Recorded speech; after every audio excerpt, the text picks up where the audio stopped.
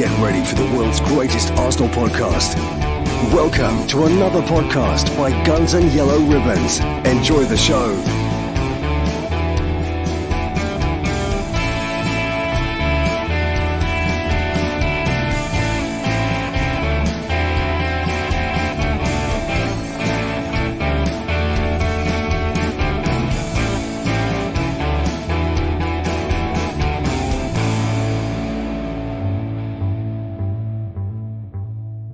Hello, good evening, and welcome. Oi, oi, oi. Yes, we are here. Guns and Yellow Ribbons. I'm Fergus. I'm your host. I'm joined by two very, very hungover individuals on that side of the screen. Yeah, that side. And down here, me and him, we're fresh as a daisy. Because we didn't make the trip to Goodison, unfortunately. Well, you're distance-wise, it was much harder for yourself. I wasn't well, so I didn't make the trip. Alex, how are you? Because I'll just give him a few minutes to catch up with speed. They don't even realise we pressed start yet.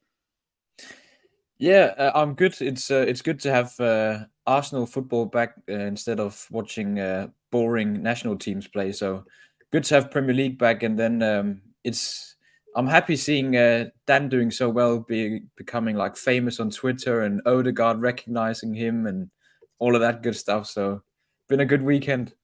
Yeah, we'll talk about this tweet in a few minutes. I wore my phone out on Saturday. That did. Dan, sorry, Sir Daniel. Sir Daniel, how are we? He's been knighted by Odegaard. The vocals are a bit husky today, and I feel like I'm hanging out of my backside. But I'm glad to be here. Well, I didn't know. Last time I saw you get that mobbed was in Newcastle by that Geordie girl, and there seemed to be an awful lot more than that Geordie girl following on your beck and call over the weekend. Friday evening, you came along and you sent in a WhatsApp group that you'd watched the darts, and you thought, I think that song, I don't, you know me, I'm crap at all the songs and everything else. I'm old. Would be perfect for Martin Odegaard's song. He needs a proper song, so you decided to put a tweet up. And that tweet is this tweet here. And as of Saturday morning, had 350,000 views. I think that tweet is now up to 600,000 views. It killed my battery. I've got the latest iPhone, maximum battery and everything else. You killed my iPhone, Dan. Yeah, I've had to recharge mine a few times since then as well. But it's I was just sitting there and I couldn't sleep because I had the tune in my head, and turns out I've not got it out of my head since. So. Well, guess what? None of us can sleep now either. Go do do do do do do oi oi oi. Yeah. Trevor, best thing of all, at least he's got a song and the fans are singing his name and he deserves it. So fair play to the fans. And he knows it as well. He does. Before we introduce Trevor, let's have a listen to Dan's.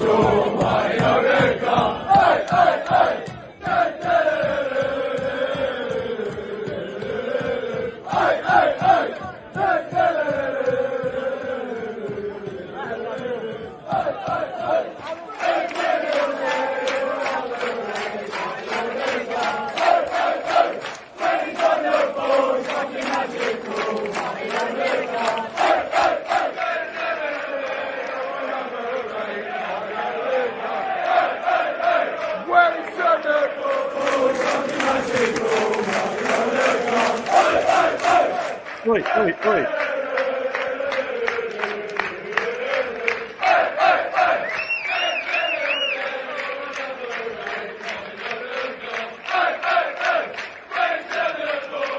Lucky magical, my Odegaard. Oi, oi, oi. Da, da, da, da. Guys, I've just had a thought. We've got just over 3 months till Christmas. I reckon we should start a campaign of getting that to Christmas #1. Unfortunately, I think a couple of words in there make it difficult to get to #1. Trevor, you were deep in song. I spoke to you last night. Well, I don't know how I spoke to you for several reasons, but your voice was totally shot to pieces. Although you did declare on dying love to my wife. Do you know what, mate? Firstly, I've got to explain that. Well, firstly, Dan, I love it. Great work, mate. Great work. Thoroughly enjoyed it yesterday. Before the game, when we were in the Arkles, when it was sung for about the 74 millionth time. I just thought, for fuck's sake, pack it in a minute. But yeah, it was brilliant, absolutely fantastic. But at my age, I'll get ill easy, and I've had a chest infection bad for a few weeks now, struggling to clear it. And I didn't know whether to go yesterday or not, but I thought, oh, what the hell? All I've got to do is get there. You know what I mean? I ain't got to exert myself. And I'm so pleased I did, because I had the most fantastic day. I only had 2 pints. I think it must be the medication I'm on, made me go a bit jelly-headed. But yeah, fantastic, absolutely fantastic day. So proud of the Arsenal fans. The team never looked like losing the game for me. Feel a bit sorry for Everton because they're in a bad place. After the game, I went back to the King Harry. I thought, right, I'm going to have a pint in the King Harry, because I knew Dan had gone to get in the car, and I knew the other lads had gone to get the trains and the buses. So I wandered round to the King Harry, and it was shut. I was absolutely devastated. It was shut. So I went round the Arkles, and I had to get back to St. Helens. So I thought, I'll get an Uber back. Look, put Uber in the phone, 45 quid. And I thought, nah, I ain't doing that. So I just kept drinking beer until it came down to 22 quid. And then I thought, well, I'll have that now then. But of course, by the time it came down to 22 quid, I'd had 2 pints. My medication was playing up as well. And I got a bit messy and told Jackie that I'd undying love for her. No, you told her. You rang up while we're having dinner. We're having a Chinese, and you go, Fergus, put me on speaker. Jackie, I love you. You're wonderful. You are. And then I carried on talking to you. And then we start talking about the song. And then you go, put me back on speaker. I said, you're still on speaker. You're on my phone. We're having dinner. And he went, I love you, Jackie.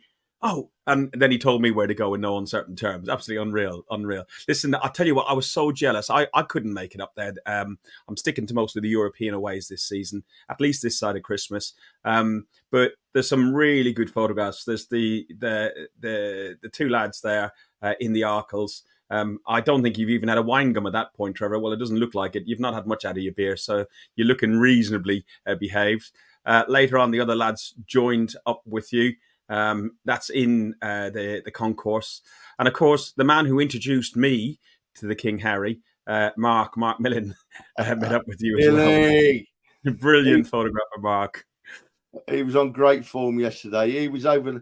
He messaged me a couple of times today, and he said that he was over the moon because Dan told him he loved him yesterday, and that's made his week. Oh, you were drunk, weren't you? Your cap he was wearing. Yeah, I didn't phone him up and tell him. I just did it in person, but something was catching yesterday, obviously.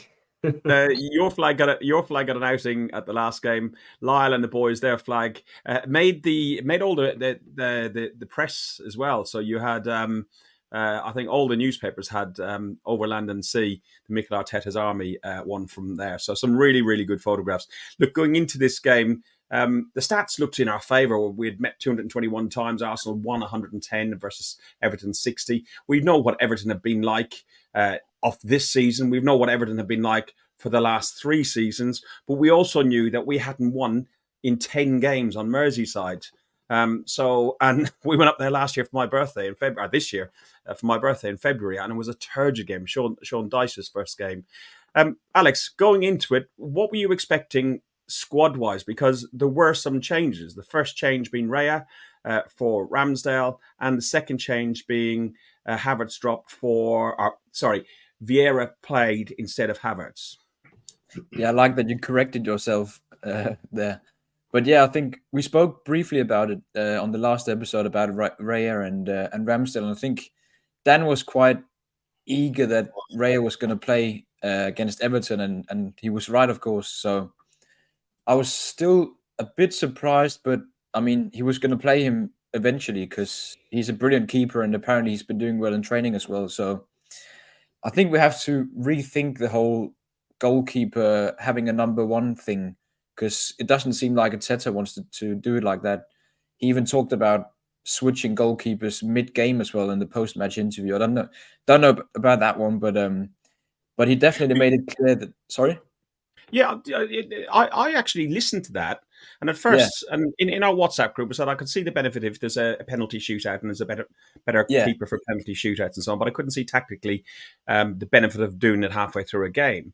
But I think the benefit of having him on maybe in this game, and it was Karen Carney on Sky, who I don't normally particularly value her opinion hugely, and I can't stand her bloody voice if I'm honest. But she said that Arteta, and I said to us guys in the chat that Arteta was going into this game. He's been there 3 times and lost. He's never won up there. He had to do something different. He's done something different by bringing Raya on. And I think what he's done by bringing Raya on is Raya doesn't have like the shits and giggles with the with the home fans. He gets on with his job.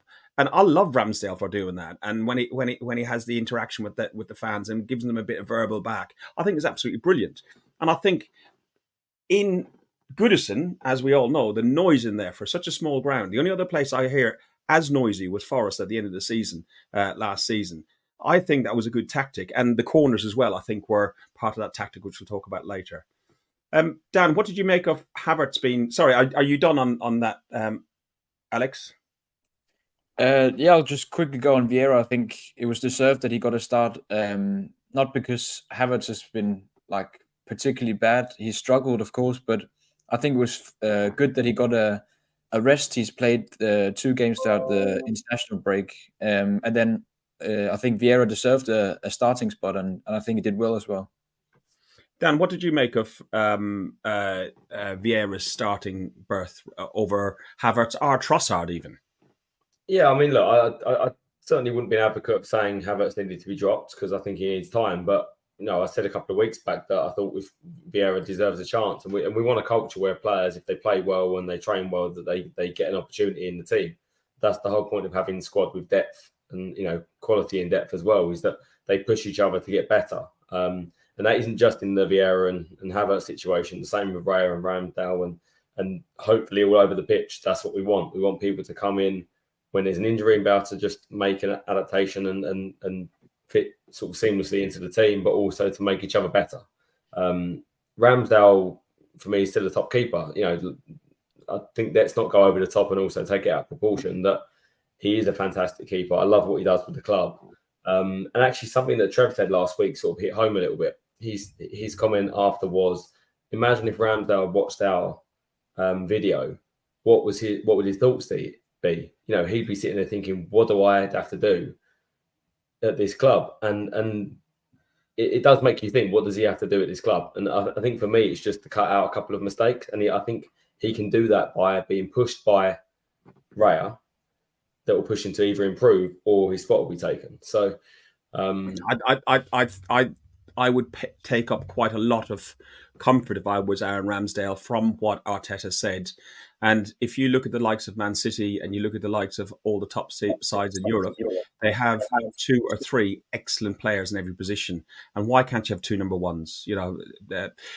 Trev, what's your thoughts on that? Look, right, after last week's podcast, I was struggling to see a reason to drop Ramsdale, yeah?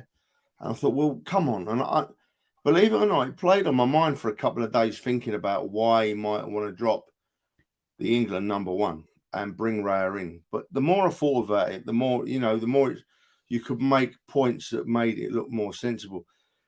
The lads spoke about Everton and the crowd being quiet at Everton and they don't want to get the crowd going. I'll talk about that in a minute. Raya definitely wasn't going to do that. Raya was going to make his debut and concentrate on the game. If we're honest, Everton didn't trouble our goalkeeper at any stage of the game. Has Arteta been watching that and thinking, right, this is a great time to bring Raya into the side? So, yeah, and we do we've got a lot of games coming up, and I'd love to see us not only have a serious run at the Champions League and the league, but I'd also like to see us have a decent go at the FA Cup this year. So once you start thinking about it a little bit more deeply, you sort of can make sense for it. And I hate to admit it that I now agree with Dan. I don't like admitting that, but I do. So yeah, that was the reasoning behind Raya. Interested about Everton yesterday. Everton's ground yesterday, right? The whole ethos, the team, the fans, reminding me a bit of the Emirates a few years ago, The fans were quiet and the players weren't trying very hard and both played off one another and it made for a rubbish atmosphere. And you just hit the nail on the head, Ferg. We all know that Everton can be a raucous place to visit. They can lift the team. But the team gave them nothing to lift. Everton are in a lot of trouble, because we were in that position a few years ago where they are now, and we went from like top 4 to out of the top 8. But we started at a higher place than Everton. If Everton do what we did a few years ago, Everton will go from just dodging relegation to getting relegated. I worry for Everton. They're not doing much at all at the moment. I said that's enough on Everton for me anyway.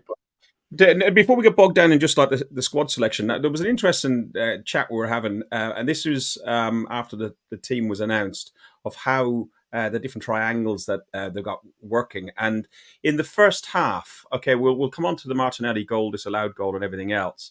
But in the first half, the triangles that seemed to be working was that Odegaard, Saka, and White, with Rice being involved in that. To be honest, I thought that Peter Jury should have got a fine for the amount of times he went Rice, and he didn't go baby. He should have gone Rice, baby. So he kept on going Rice, White, Rice, White. It was just, he was at the centre of everything. And it was quite interesting to see how much was going down in the first half. And in the second half, once we were forced to make some changes, that more came down with Trossard on the right half, on the left-hand side of the pitch. A strong bench. We also had a strong bench. To have the likes of Trossard to be on there. Still had Smith Rowe as another layer if you're looking along attacking players on there. And then if we look at the really uneventful first half, bar Martinelli scoring the goal. Now, so just quick, Ferg, if you go back to your starting lineup, just pointing to note that you appear to have let a child draw all over it. Are you aware of that? That's the other one. That was Johnny drove over that just to try. Just wondered if I don't know, you get the grandkids round on a weekend and they've been drawing on it, but it was my granddaughter's birthday. Yeah, and that looks like my 4-year-old granddaughter's drawing of a Christmas tree, mate. It really does. Johnny Tetris, we call him. Yeah. So we had Martinelli's goal. I think I've got it here. I'm going to try and mute this audio and see if this plays. Let's go. No, that's not it. I don't have it. So basically, Martinelli scored, in my view, a very, very good goal. But it was later adjudged offside. It was on the 18th minute, which was quite unfortunate because there was, at 19 minutes after the goal went in, the whole stadium broke into applause for a young 19-year-old boy, Matthew Dalbury, who'd been killed in July by knife crime. So it was quite strange. The only thing that was respectful, that they kept the VAR sign off the screen until after that and left it up for the full minute for the young lad. But the VAR came along to say it was offside. Now, I'll go to you, Trev, for your view in the stadium, and then from yours, Dan, and then I'll come to you, Alex, on what your view of how it appeared to you guys. Did it appear a good goal, Trev? Oh, from where we were, I couldn't see anything wrong with it. Got the shock of my life when I heard it was because I was up the back towards the back of the lower tier. You can't see the screens, you see. So someone just said to me they're VAR in it, and I thought, what on earth are they VAR in it for? And I got me and Dan were talking. Dan and myself were talking before we came on here, and we've watched the game back today just to get an idea of why it was disallowed, because I could not see why it was. Dan? Yeah, to be honest, exactly the same. And this one wasn't beer related, the fact that I didn't know what was going on. It's really frustrating being in a stadium where they don't show you what they're looking at. And honestly, I didn't even know that it potentially came off of an Everton player, and there's all other sort of checks going on. You just don't know in the stadium what's going on, which is ridiculous. But I think looking back at it and watching it since, I really don't think he's offside. I mean, if he'd have played the ball directly to Eddie, I would have probably said, yeah, fine, it's offside. Like, in the position he's off, the lines where they draw it, that is what it is. But I don't see how they can say that he hasn't made an attempt to play the ball. If he throws the ball down. We'll get into that, because I've got a little clip, and I was delighted we got that. You disappear for 5 minutes and you come back and start bullying my mate Dan. I'm not bullying him. I had to get some water, mate. My throat was as dry as a Gobi Desert. Unbelievable. It's like you're at the bar. Honestly, there's Listen, don't move on from Trev's comment. He's just highlighting bullying, and I applaud Trev for highlighting things like that. And you boys in Essex have enough to worry about at the minute, don't you? He's picking me again, Trev. Alex, your view of that of the goal. Did you see it as a good goal? And then we will merge into where Dan was going about the offside. But I'll play the video first. Before I was rudely cut off. Yeah. It was a brilliant pass by Vieira to set up Martinelli, and I thought initially that they would check in for if Martinelli was offside, but Of course it was Nketiah. But yeah, brilliant way to pass for Martinelli, and he just slots it into the far corner. I don't know if it was that action where he got himself injured, but yeah, of course he had to go out with no goal and an injury after the review. So the offside lines were drawn like this. Eddie Nketiah was deemed to be coming back in from an offside position because the ball came off him. The ball came off him because I think it was Gabriel defended the ball, and as he tried to clear the ball away, it came off Beto. And the same because Beto didn't deliberately kick the ball in a certain direction, that when the ball made contact with Martinelli, I think, was one of the Gabbies, that it then came to Nketiah, and then that made Nketiah offside. Now, the deliberate thing, I don't know, but look at this. Look at this.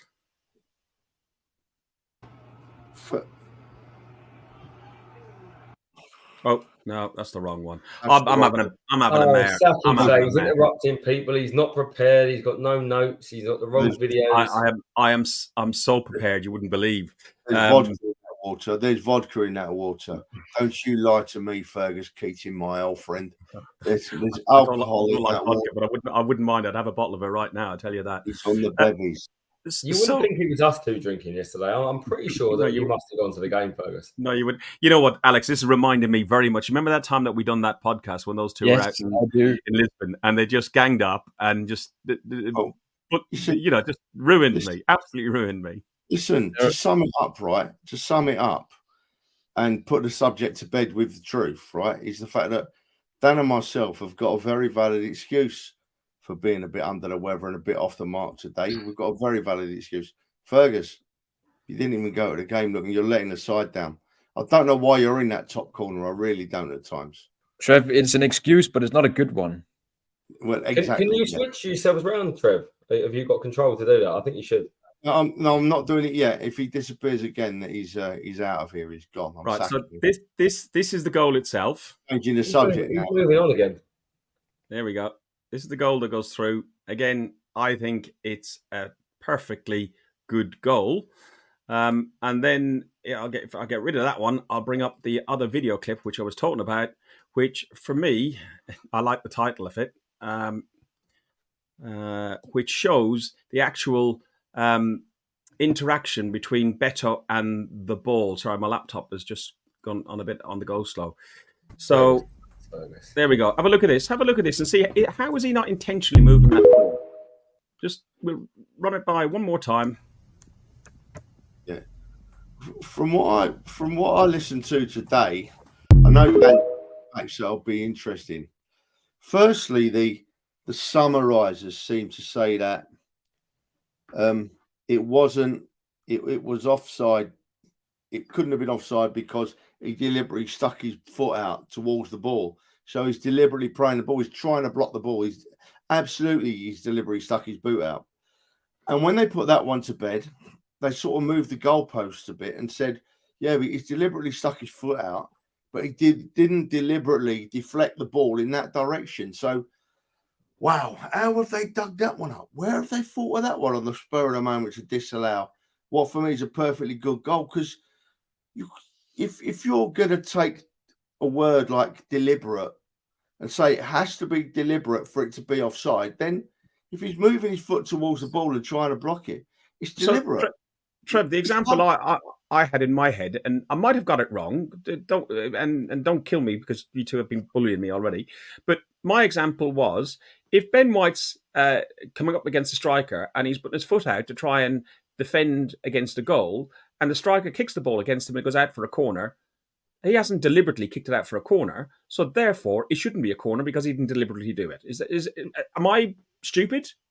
Yes. That's a different question, Ferg. Fucking hell. You know what? I've got to go on mute. You knew the answer to that one, Ferg. Oh, you walked right into that one, didn't you? Oh, I know. But Alex, you might have to take over the top corner in all fairness, right? There is apart from this being stupid comment, there is a valid point before that, right? And the rule is deliberately playing the ball. Firstly, I just can't see if you try to block a ball, how are you not deliberately playing the ball? He's not unintentionally being hit with the ball. He's purposely tried to block it, and where the ball goes is the result of that. But if they're saying about that's not where he meant to play the ball, what happens if a defender tries to play, let's say, a pass to someone and they get their pass wrong, and then we're through on goal? They're never deliberately going to place what's the rule? player. How do they know where the player is going to be playing the ball? Surely, like that, they don't have insight into a player's mind of where they want to play the ball. It's just a ridiculous rule. For me, there's just nothing wrong with that. It's come off of an Everton player, and I don't know.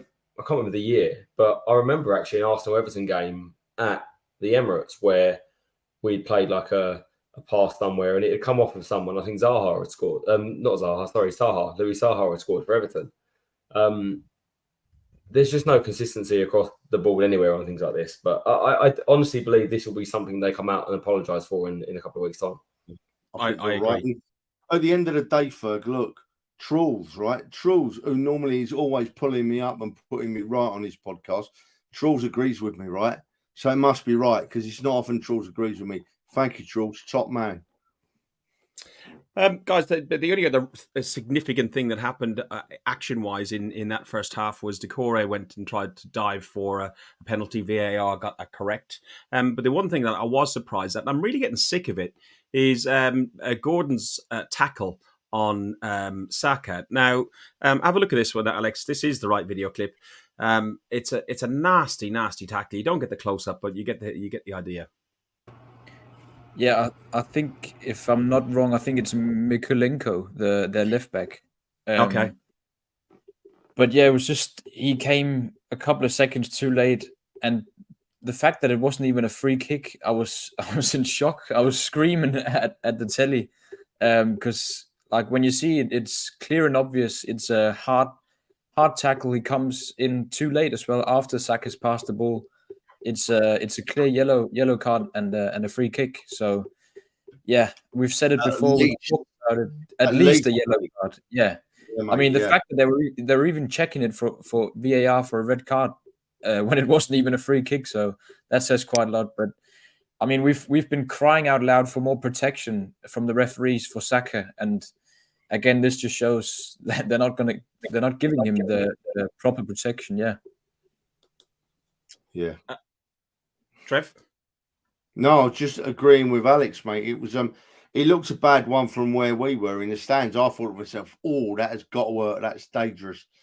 And when he wasn't booked, once again, you can't see a screen there or nothing. I thought, well, I must have seen it wrong when he wasn't booked. But obviously, I didn't see it wrong. It's yeah, he does need some protection, the lad, because he plays a hell of a lot of football. And, you know, when you play that much football like Saka does and play brilliantly every game, you soon if you pick up a knock, it's going to linger, you know, because you don't get a chance to rest. So he needs protecting a bit, I think. I can't understand though why he doesn't get protection. Like there's no logic behind why he's having so many bad tackles against him, but nothing happens. Because his name's not Harry Kane. I don't want to go down that route, but yeah, like this is what I really don't understand. Well, like this is the truth, though. You would have thought with England, like the England bright boy and everything else, they love Saka in the England squad. That you would have thought he would get some. It's wrong that he gets any special treatment, but Harry Kane and Shearer and many other players have over the years have got special treatment. I just, you know, I don't even want special treatment. I just want normal treatment. Fair treatment. Yeah. I agree. And the other thing was he normally just gets up, shrugs himself off, and gets on again. I always revert back to Villa Park. I was so close to the pitch and able to just watch down on top of it and seeing some of the tackles that piled into him, and he just got up and brushed off and got on with things. That one he got up and he was pissed off. He was very pissed off, and he looked at the referee, who for me it just says it just shows how much lack of control he had on that. In the second half, we came out very bright. We were unlucky not to get an early goal. We started the second half as we did the first, very, very much intense.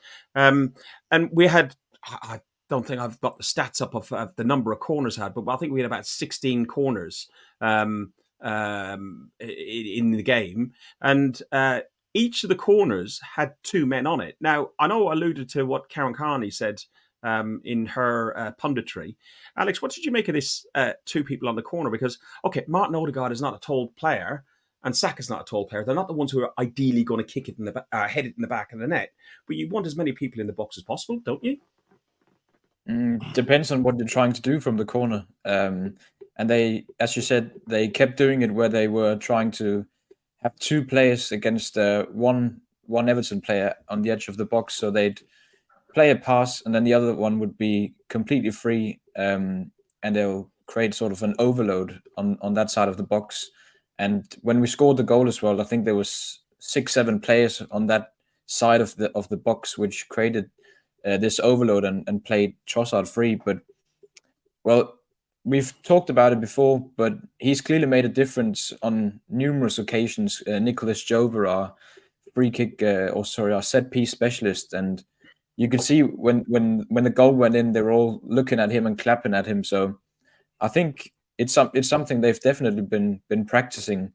And last game against United, it was the man at the far post corner, Declan Rice. So again, we're just showing we can score in different ways, and we are utilizing all aspects of the game, including the set pieces.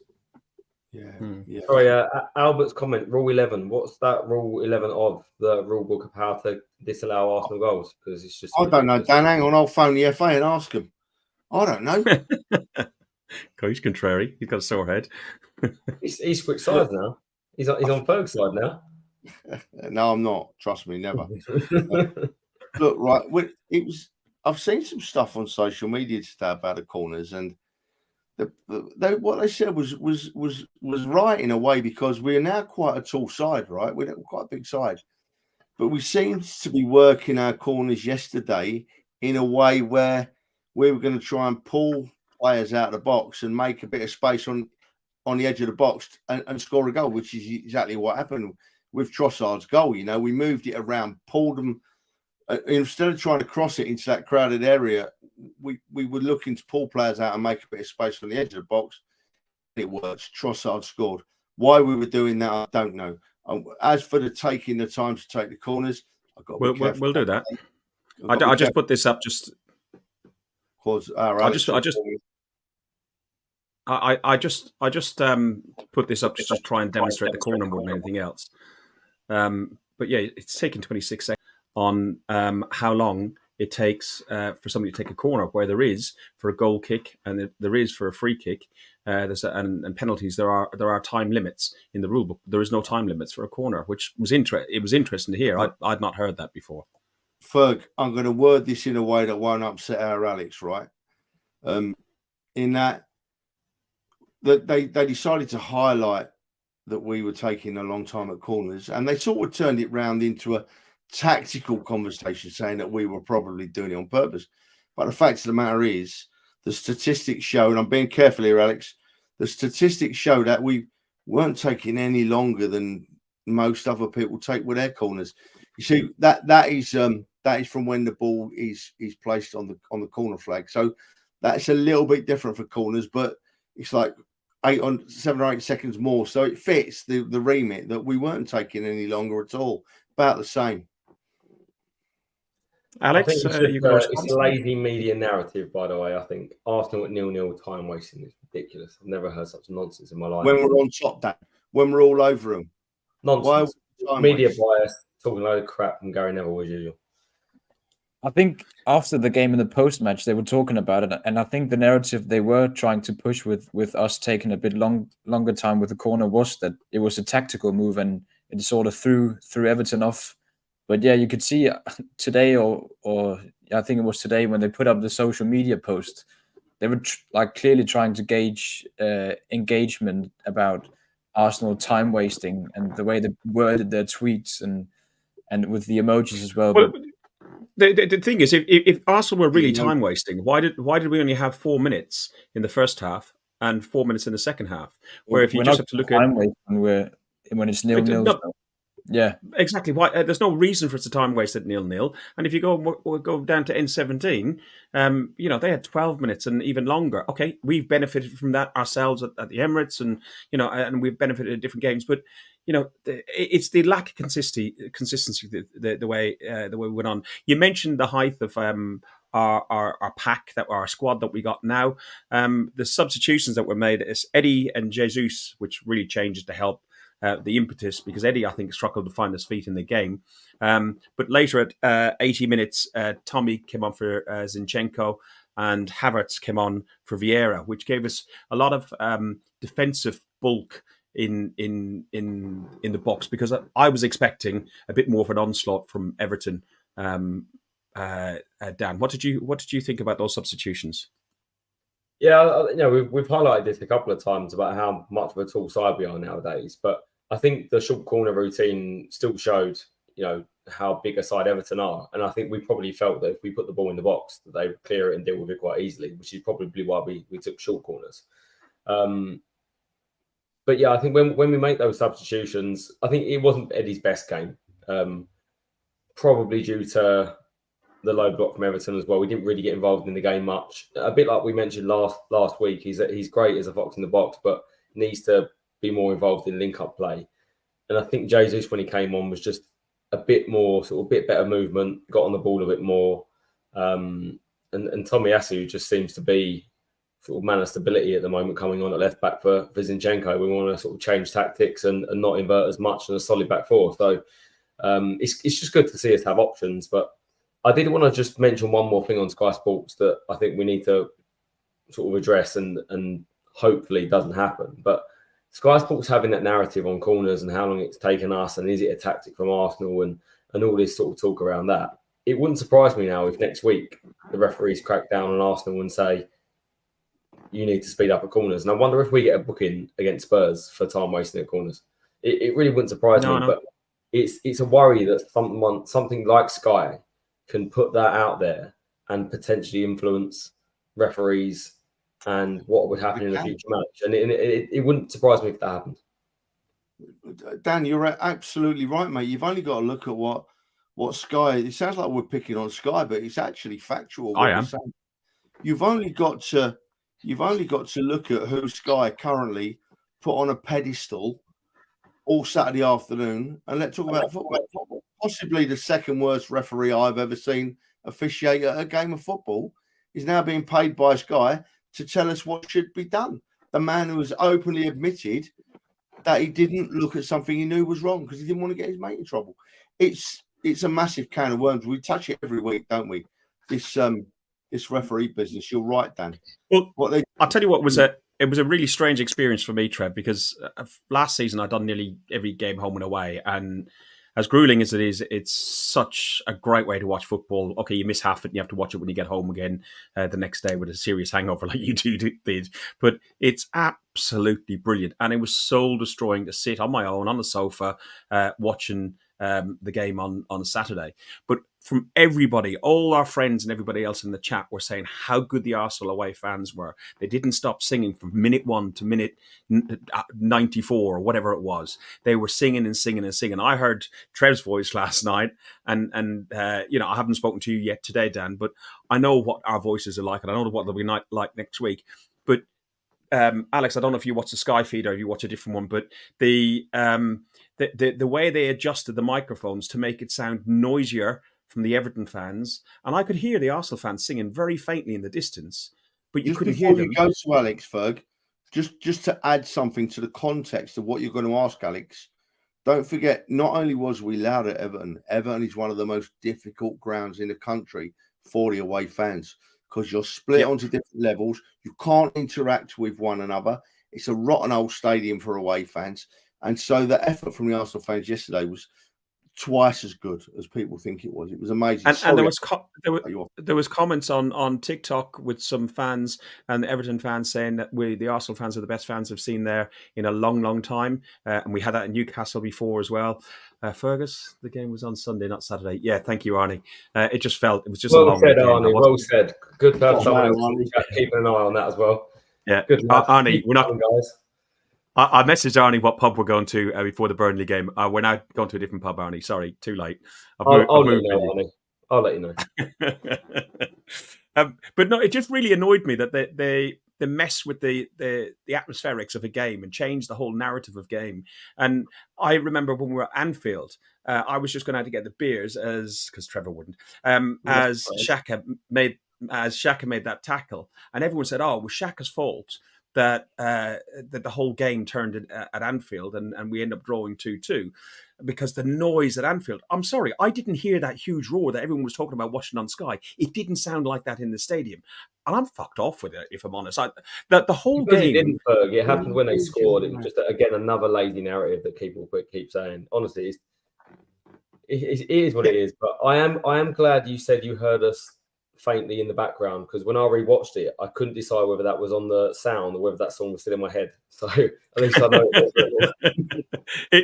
You could. I heard Saliba, and then as Trev said, I could hear somebody trying to start the Arteta song on the upper tier, and then Saliba on the bottom tier. And then Saliba went, and they were on two different things. I remember hearing that as well. Yeah. It was just, you know what? It's so hard watching on TV now because I'm sitting. I think I sat in this room and I was sitting here watching on the telly, and I'm finding myself, wave God, and I'm standing there joining in with everybody's song the whole way through. I can't watch the game properly. It's brilliant.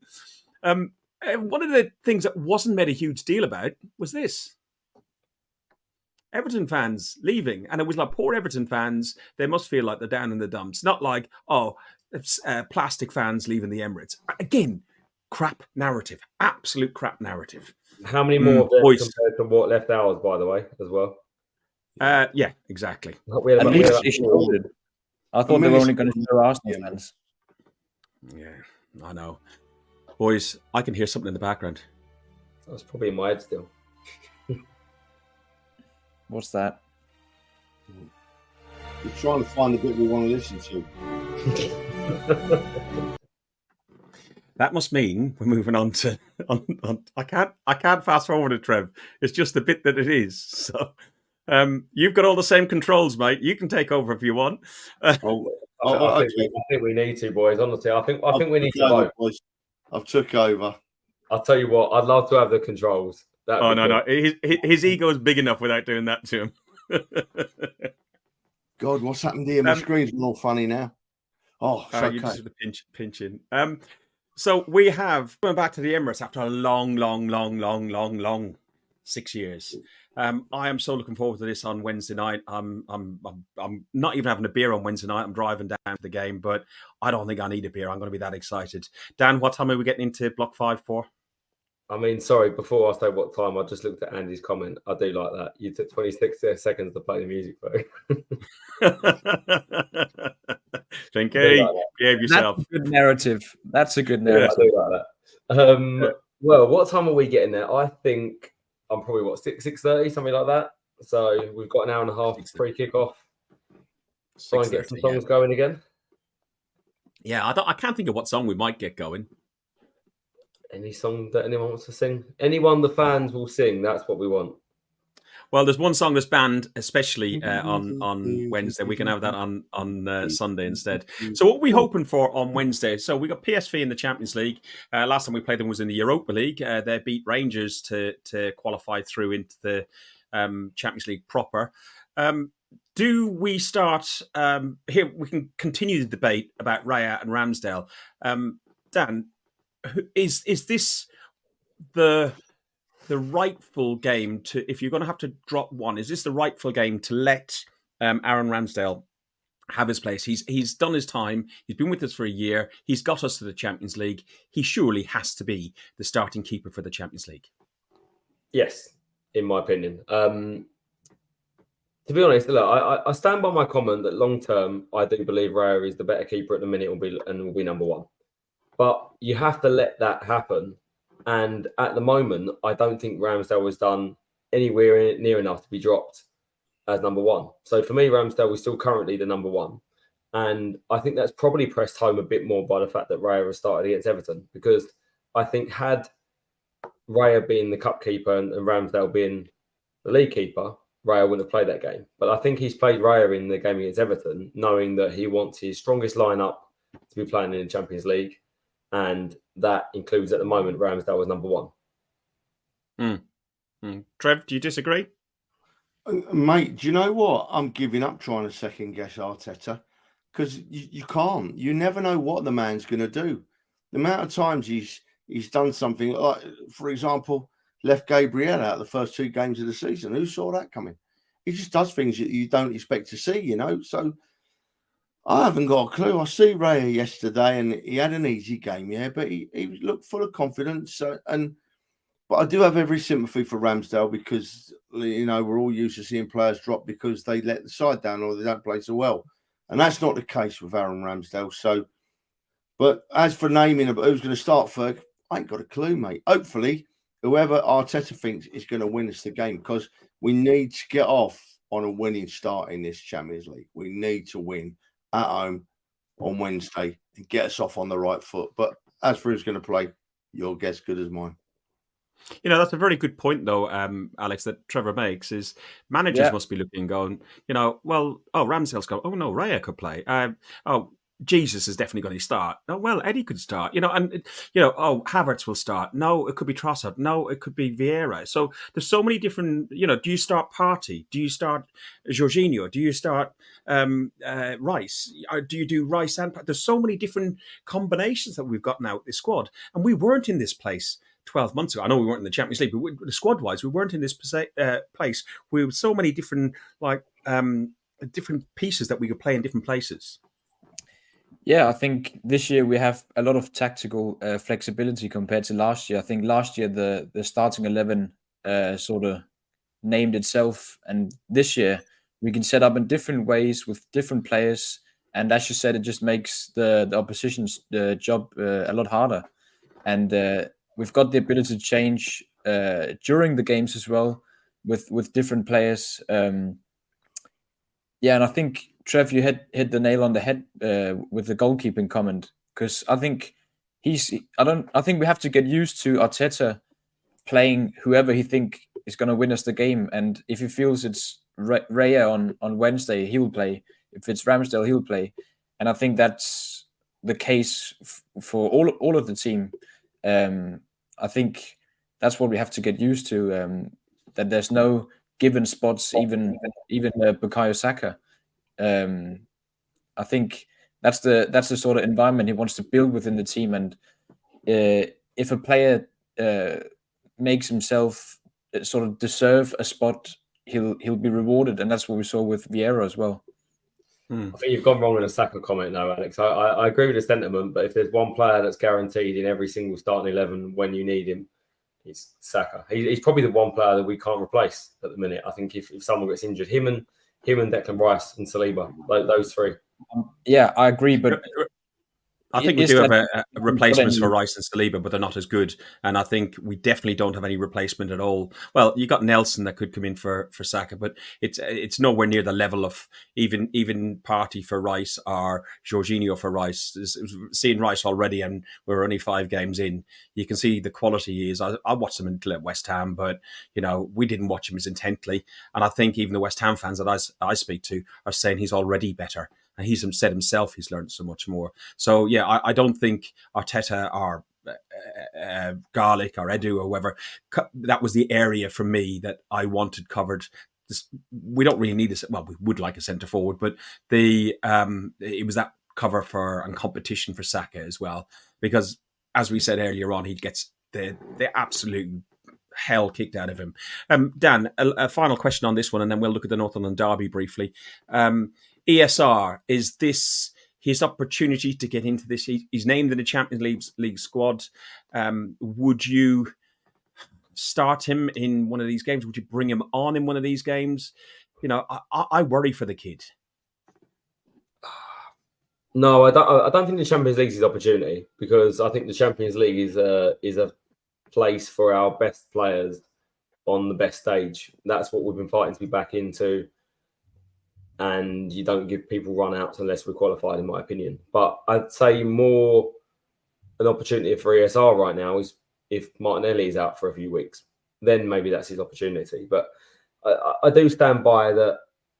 For me, he isn't an 8, and he doesn't play that role, and I don't see him as being that player. But I see him as being a wide man that can run into the space. So the only reason I've said I don't think ESR makes it long term at Arsenal is because Martinelli is in that position. So maybe if Martinelli's out, that's Smith Rowe's opportunity. For me, I think that I'd like to see him go very strong in the Champions League for the first 4 or 5 games. Hopefully, fingers crossed, get that wrapped up before we get to December. And he can rest a few for the December games in the Champions League and watch the FA Cup kick in January and go from there. It's interesting. But just before we move on, Ferg, I started a question earlier from Matt, and it's partly relevant to what we're talking about now. So be interested to see what you and the boys think about it. It's an interesting one. I don't think so. I think we've got Jorginho and El Neni could play in the cup games as well. I think Jorginho is a perfectly good backup for Rice and Partey, and I mean he hasn't played much this season, so I think he'll be good cover when we need it. I couldn't see us bringing in another 6. That would just mean Jorginho won't get any game time.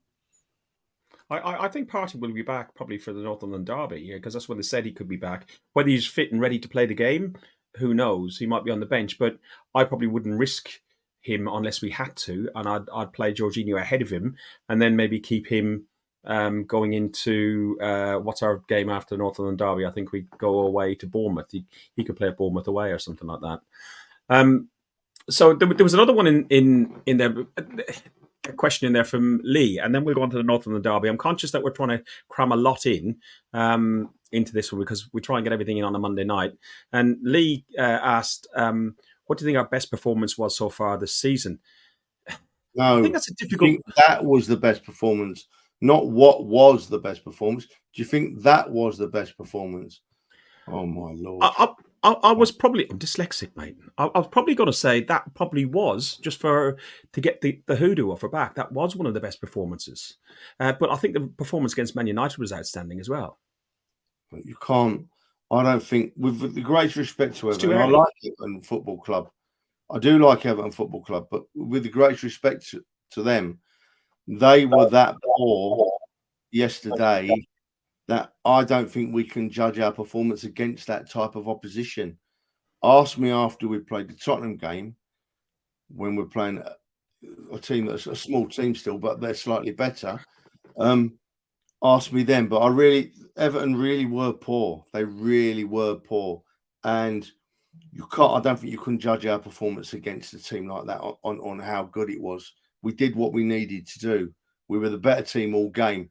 But we didn't have to play at our very highest level to be the better team, in my view. Are we going to hear this sang by the...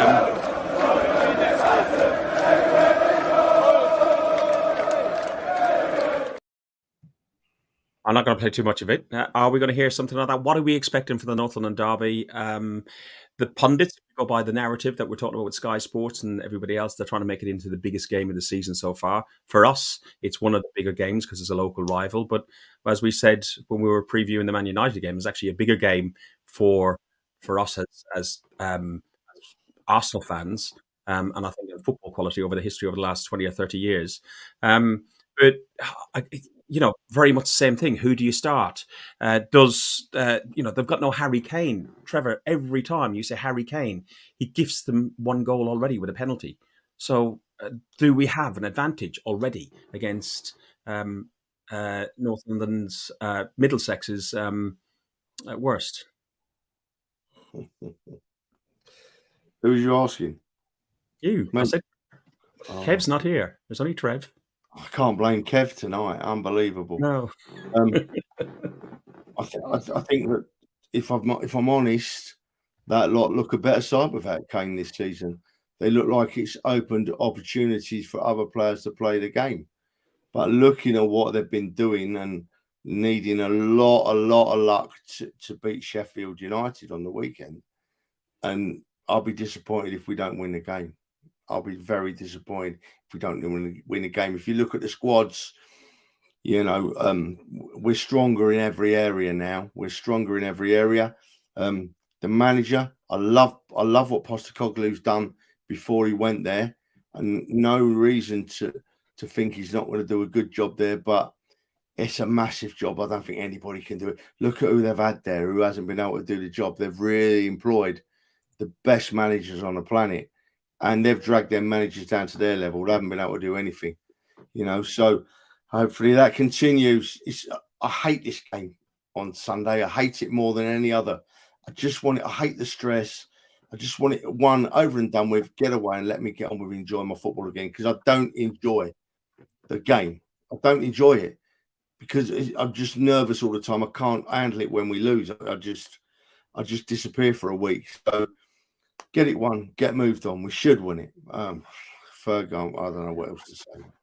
The Alex, thing is with these games, though, is you know, you come up against these small teams that haven't won things for a while, and they are quite hungry. So we have to be careful against these little teams and just be switched on. So let's make sure the team's focused for this little game against these Middlesex rejects, and we need to be ready for the silly things like the yellow cards from corners that you're talking about, and you know, kicking the ball away like Party did in was it Party that did it in the Community Shield. You know, different things like that. Referees do seem to. You have to be careful, really, really careful in playing the game. I don't know if it's improving the game or not, but it's definitely going to be tested. Alex, you're coming over on Saturday until Monday. By the sounds of it, you're going to be sharing a bed with Trev. I hope not. Hopefully, he won't be sneaking up into your bed with Jackie in it, with the lovely. Yeah, I can't wait to come over for the game.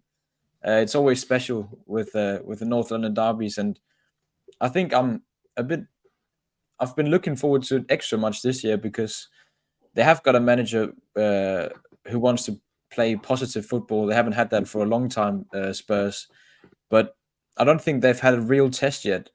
They've played Manchester United, but for me, they've been one of the poorest team in the league this season, Manchester United. So wasn't really a proper test to me. So this will be their first test, and it will test sort of their characters and the leadership on the pitch without Harry Kane, because Son's a very different character to Harry Kane. But I'm looking forward to see how they'll line up, because it's probably going to be the first game for them this season where they won't have the majority of the ball. So I'm looking forward to see how they'll handle sitting a bit deeper, they've got a pretty offensive midfield, so I'll be interested to see how they're going to line up as well. Offensively, they are very good. I think the forward line, Richarlison can blow hot and cold, but Son is quality, as we know. I've often said I thought Son was actually better than Kane at times, but defensively, Trevor, that is where I think. Is their weaker area. The keeper's not 100%, and their back four is all over the place. Yeah, to be honest, Ferg, I've not watched them really, not watched them at all. I just saw the couple of goals on the highlights reel today that they scored against Sheffield United, and they don't interest me in the slightest, mate. They don't interest me in the slightest. While we're on about them, just drifting a little bit, but not too much. At the end of Arsenal's game yesterday, the commentator actually said, and this win keeps Arsenal up there with the big guns, City and Spurs. I was fuming and I felt embarrassed for the commentator. Sky must have some narrative where they tell him to say that, because you wouldn't just say it as a human being, you know. It sounds like I'm picking on them, but I'm just stating a fact. There's so many other teams with a right for a big club. You know, building a big new stadium don't make you a big club, you know, and it's embarrassing. And I think we need to show on Sunday who the bosses are, and I'm sure that'll be us. Honestly, I can't move on without responding to a couple of things, because one thing that I know Trev said he doesn't like this game, he hates it. I love this game. I love the nerves that you get with it, but the expectation of battering them. And genuinely, I really, really do think that we'll batter them this time. I know their results, I think, have massively flattered them. They've played Bournemouth, they played Burnley, they played Sheffield United. And the one thing with Spurs before when we've played them is that I've always felt that they're clinical. And that isn't the same this year. You know, they do seem to have to make a lot more chances to be able to finish something. And honestly, I think they'll come here. I hope they come out and have a go at us, because I think we'll tear them apart. We're on a completely different level to what they are. At home with the crowd, I would honestly just love to shut up so many of their fans. I can't stand their fan base. I don't like them. I don't like anything about them. I don't like their players. None of them are quality. They've all got the same thing in common. They're all dribbling little live on air. But I got a bit nervous there. I did. Honestly, I think we're so much better than they are, and it's about time they get put back in their place again after a few games. They've all come out the woodwork again, crawled out from under their rocks, and handball this, handball that. It's a load of crap. Do you know what, Dan? I don't know how they do it. I mean, I'm an old man, right? And if I'd have been a supporter of that mob, I would never ever have seen my team win the league. It's just that they're not bad. They're extremely bad when it comes to winning trophies. We can't mention it anymore because we might dig a hole here that might come back and bite us on the backside. But they're extremely bad. You've just popped a question into my head, Danny boy, right? Since we're getting on so well tonight. Danny boy. So it don't matter who plays. Forget about who plays in goal on Wednesday, right? Sunday's a massive game. The biggest pressure game of the season. The atmosphere is raucous. There's abuse being flown around everywhere. There's big tackles going in. Who plays in goal on Sunday against Tottenham? Ramsdale. Oh, it's Ramsdale all day. The derby's about players that get the derby and understand the club and understand the history, and yeah, that's exactly what you want. But that's the great thing about this squad. They know what this is about. They know what Arsenal are about. They know what the derby means. You've got a guy, just Arteta alone in there, that knows what it's about. You've got English players that have come through the academy that know what it's about. You've got people that have played in the Premier League and watched it for years and know what it's about. Mate, you've hit the nail on the head. That is the biggest change Arteta has made at the Arsenal Football Club, right? Is that we had players at the Arsenal 4, 5, 6, 7 years ago, right, who didn't get the derby. They either didn't get it or they weren't bothered about it. And they should have been at our great club for 5 minutes, because we don't want players like that there. Trust me, out. You don't want to play for that badge in the London derby. You don't play for our football club, because that's the game we have to win, right? And I think Arteta has brought that back. He's brought that back now. They know what this means. We've got players that are playing for the badge on the shirt, and that's gone now. So hopefully we go out there on Sunday.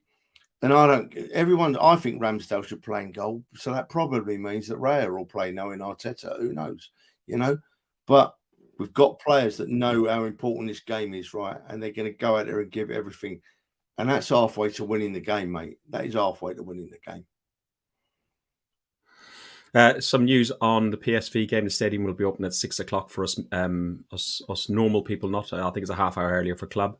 And beer is being served in the stadium, and it's first. I think it's the buy one get one free or half price beer for the first 60 minutes. So get in early, get your beers, and then get round to block 5, block 6, and get singing.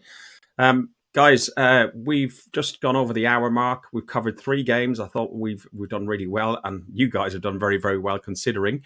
For people watching on tonight, Ferg, but I've grown into it. If I'm honest. I know there was some issues with some people watching on Facebook.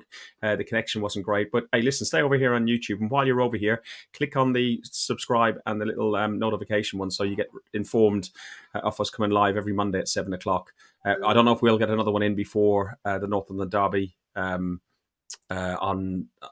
Sunday. Sorry, somebody just messaged me through. I suppose we should do one of these, shouldn't we? Predictions. You ain't done predictions. Oh my lord, man. Predictions. We carry him every week through this, don't we, boys? We carry him every week through this. Predictions, right? We're going to win. We're going to beat Eindhoven 2-0, and we're going to beat Tottenham, right? I'm going to do it because I got it right last week, so I'm going to go for it again. We're going to beat Tottenham 1-0. How's that? Okay, Dan?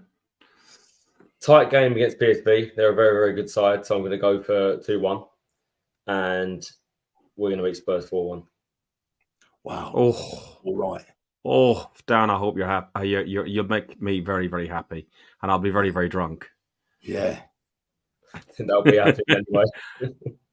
Tell you what, Alex. if we win 4-1 against Tottenham and I have a few beers, you keep me away from Jackie Sunday night, son.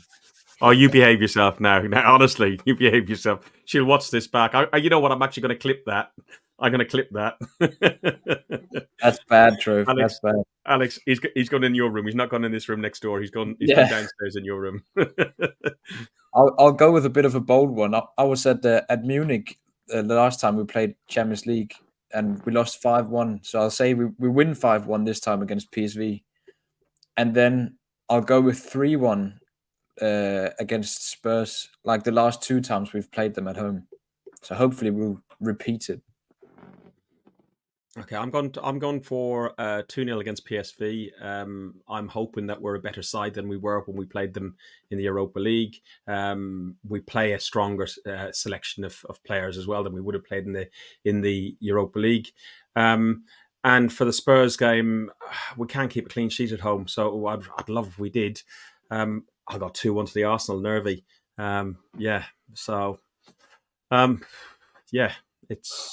It's that. You're going to upset me now, aren't you? Which one do you want? Listen, it's a European one. Let's go. From the Cali to the cross and every shithole in between. Past the church, the mosque, the crack den, and the offie on the corner.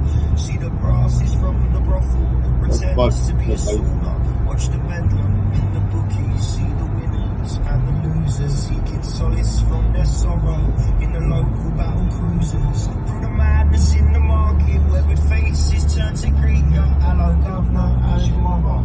You're a son, be lucky geezer. Double pie and mash and liquor. Couple of rubies in the lunch out. Portraits, iron gangsters pick up every day and after scaff. The little fuckers causing trouble for the cause make you smile. You're meeting muckers for a couple. Forget your troubles for a while. From the fall to the heaven, all the faces are the same. Cause the man might be changing, but the people still remain. North London forever, whatever the weather, these streets are our own, and my heart will leave you never. My blood will forever run through the storm.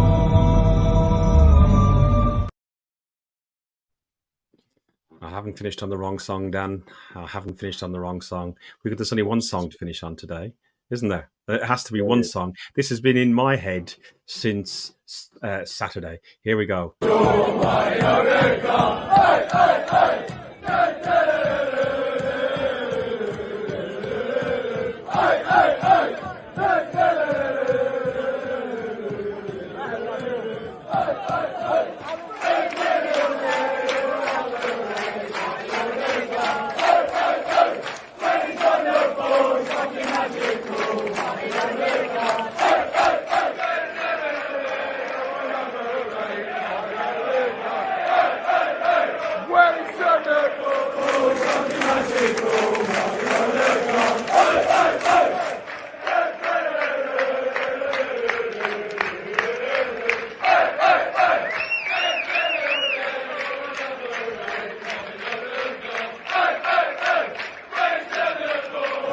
fucking magical. I know the God. Oi, oi, oi.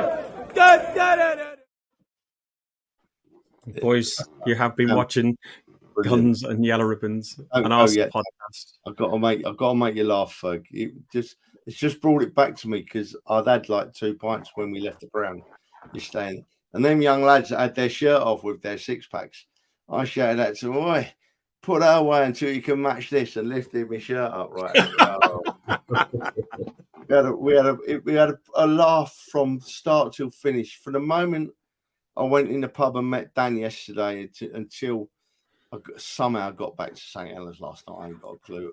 I had a wonderful day, an amazing day. All them young lads, they don't have to make old codgers like me welcome, but they do. They do. And it was a brilliant day. Sorry, Ferg, I got to say that. And Dan, well done again, mate. Love it. Yeah, well done. Well done. Seriously, well done. You got the cap given to you in Block 5, Block 6.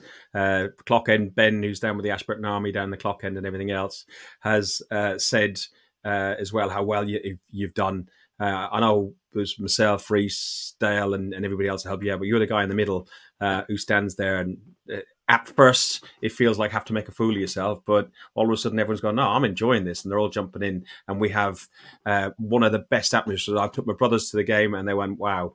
Like Rory comes to several games, but my brother Dermot came to a game recently and he was, wow, I've never seen the stadium like this. And I said, it's as close to an away game that you'll get in Block 5, Block 6, and it does have that sort of vibe and atmosphere of it.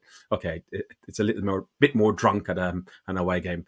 Listen, you've been watching Guns and Yellow Ribbons, an Arsenal podcast by Arsenal fans for Arsenal fans. We'll see you at Block 5, Block 6 about 6:30 on Wednesday if you're there, and we'll be there at what time? About 1:15. Is it what? It's a 2:00 kickoff. No, so we'll be there about 12:45 on Sunday. Probably even a bit earlier on a derby day, surely. I reckon, Yeah. I reckon a bit earlier. I mean, yeah, into Finsbury Park for 6 a.m. A few beers. Well, we have the itinerary. Yeah, it's an early train into Finsbury Park, breakfast in a cafe. We've got a table booked in a pub, and then early into the stadium. And that's it. Listen, brilliant. Thanks very much, guys.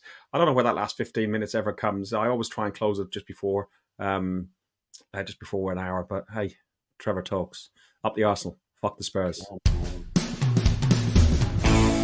Thanks for listening to Guns and Yellow Ribbons, an Arsenal podcast by Arsenal fans for Arsenal fans. Follow us on Facebook at Guns and Yellow Ribbons or Twitter at Guns and Ribbons. And remember to rate and review us too. Up the Arsenal.